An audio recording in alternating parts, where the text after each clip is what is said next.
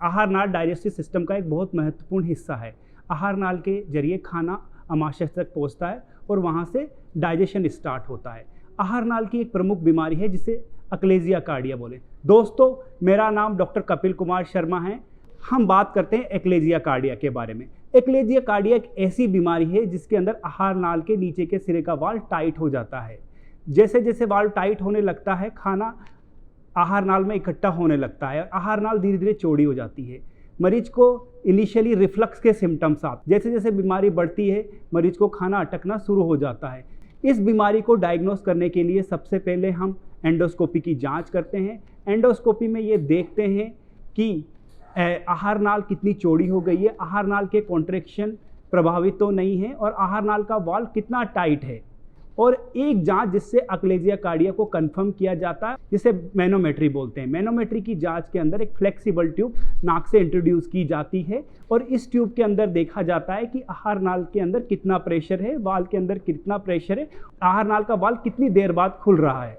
तो मैनोमेट्री की जांच से ये कंफर्म होता है ये अक्लेजिया कार्डिया है या नहीं और किस तरह का अक्लेजिया कार्डिया और इसके लिए क्या निदान है। तो आज हमारे साथ में हैं सुमित शर्मा जी और रूपाली शर्मा जी। सुमित शर्मा जी, आप बताएंगे हमें कि इनकी जर्नी कैसे रही, कैसे हमारे पास में आए और अब ये कैसा महसूस कर रहे हैं। सुमित जी प्लीज। 5 सालों से ये सफ़र कर रहे थे एसिड रिफ्लक्स के इशू से। हमने काफ़ी डॉक्टर्स को उस टाइम पे कंसल्ट करा। चंडीगढ़ से हम लोग बेसिकली बिलोंग करते हैं, प्रॉपर चंडीगढ़ में रहते हैं हम लोग। चंडीगढ़ में वैसे भी टेक्नोलॉजी एडवांसमेंट बहुत ज़्यादा है, पर टू बी फेयर मैं आपको बताऊं, इन 5 सालों के अंदर हमें कहीं से भी प्रॉपर गाइडेंस नहीं मिली जो गाइडेंस हमें कपिल सर ने दी है।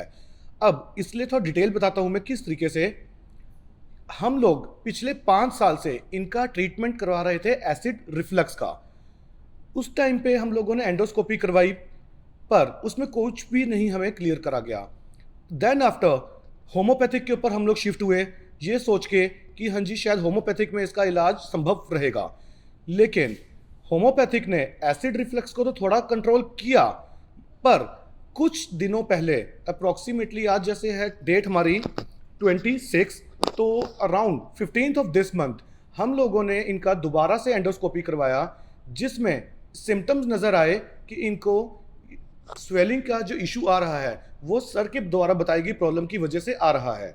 उसके बाद हम लोगों ने ऑनलाइन बहुत सर्च करा, इवन कि पीजीआई चंडीगढ़ के अंदर भी हम लोगों ने अप्रोच करा, लेकिन वहाँ पर एज यू नो कि गवर्नमेंट प्रोसेस है, it will take some time. तो वहाँ पे हम लोगों को लेकिन इतना टाइम नहीं था कि 10 दिनों तक या 15 दिनों तक हम लोग वेट कर सकें, बिकॉज मेरी वाइफ के गले से पानी तक भी स्वेलो होना बहुत मुश्किल हो गया था।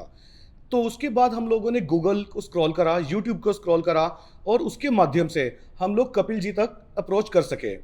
हमने कपिल जी से डिस्कस करा, पूरी केस हिस्ट्री के बारे में इन्हें बताया और कुछ जो रिपोर्ट्स हमारे पास थी उन्हें इनसे शेयर करा। देन उसके बाद इन्होंने हमें सजेस्ट करा और इन्होंने बहुत अच्छे से गाइड करा कि ये प्रॉब्लम जो है ये अक्लेजिया कार्डिया की प्रॉब्लम हो सकती है, तो आप इसके लिए निश्चिंत हो जाइए। और इन्होंने हमें जानकारी दी, इंट्रोड्यूस करा पोएम प्रोसेस के लिए। ये पोएम प्रोसेस जो है बहुत ही अच्छा प्रोसेस है जिसके अंदर विदाउट एनी कट आपकी बॉडी में इस प्रोसेस को करा जाता है।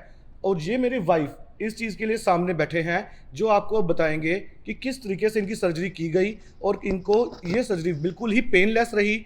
और अराउंड 2 दिन पहले ही सर ने जैसे अभी बताया है इनकी सर्जरी करी गई है और आज हमें हॉस्पिटल से डिस्चार्ज भी कर दिया गया है और अब आपके सामने हम लोग बिल्कुल बैठे हुए हैं। रूपाली प्लीज। अभी 2 दिन पहले ही मेरी पोएम प्रोसीजर हुआ है एंड मैं थोड़ा बेटर फील कर रही हूँ। मुझे लग ही नहीं रहा है कि मेरी सर्जरी हुई है।